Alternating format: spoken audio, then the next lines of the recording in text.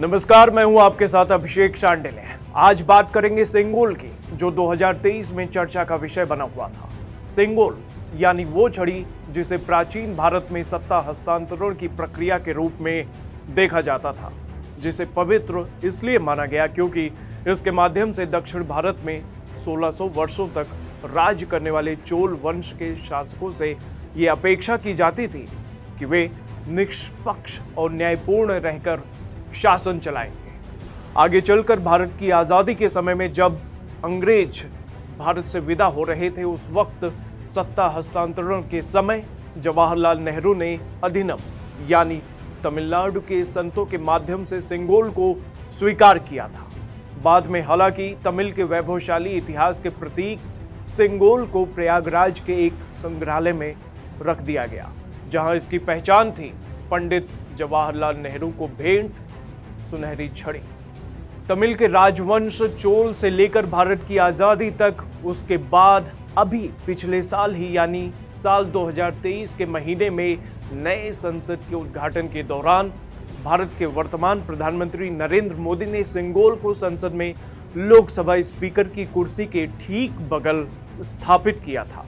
यह ठीक उसी तरह से था जिस तरह से पूर्व प्रधानमंत्री जवाहरलाल नेहरू ने तमिल के अधिनियम यानी संतों से सिंगोल को प्राप्त किया था। पर अब 2024 के लोकसभा चुनाव और विपक्ष के सदन में मजबूत होने के साथ ही पवित्र सिंगोल को हटाने की मांग शुरू हो चुकी है, जिसकी शुरुआत की है समाजवादी पार्टी के सांसद आर.के. चौधरी ने, जिनका मानना है कि सिंगोल राजशाही का प्रतीक है, इसलिए इसे हटाकर वहां संविधान की प्रति रखी जानी चाहिए। वैसे सपा सांसद का यह भी कहना है कि सिंगोल राजदंड का प्रतीक है, यानी राजा की छड़ी। अब इस मुद्दे पर सपा मुखिया अखिलेश यादव ने भी बयान दे दिया है, जिस पर उन्होंने कहा, हमारे पार्टी के सांसद ऐसा इसलिए कह रहे हैं क्योंकि जब पीएम मोदी ने सिंगोल लगाया था तब उन्होंने बकायदा उसे प्रणाम किया था, पर इस बार सांसद पद की शपथ लेते वक्त वो ऐसा करना भूल गए। वैसे यहां अखिलेश यादव ने यह भी कहा कि आप सिंगोल को लेकर मेरे पुराने ट्वीट को आर्काइव से भी देख सकते हैं।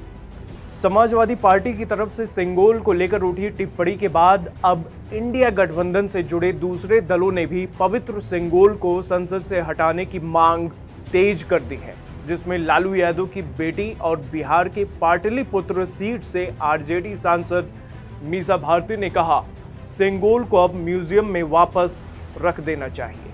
अब आगे क्या होगा, सिंगोल रहेगा या नहीं, ये तो वक्त ही बताएगा।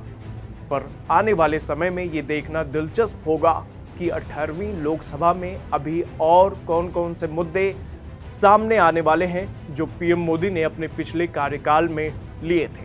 और दिलचस्प ये भी होगा कि क्या विपक्ष सिर्फ सिंगोल जैसे मुद्दों पर ही सवाल उठाएगा या वो महंगाई, नकल और बेरोजगारी को लेकर भी मोदी सरकार से भारी स्वर में हिसाब मांगेगा।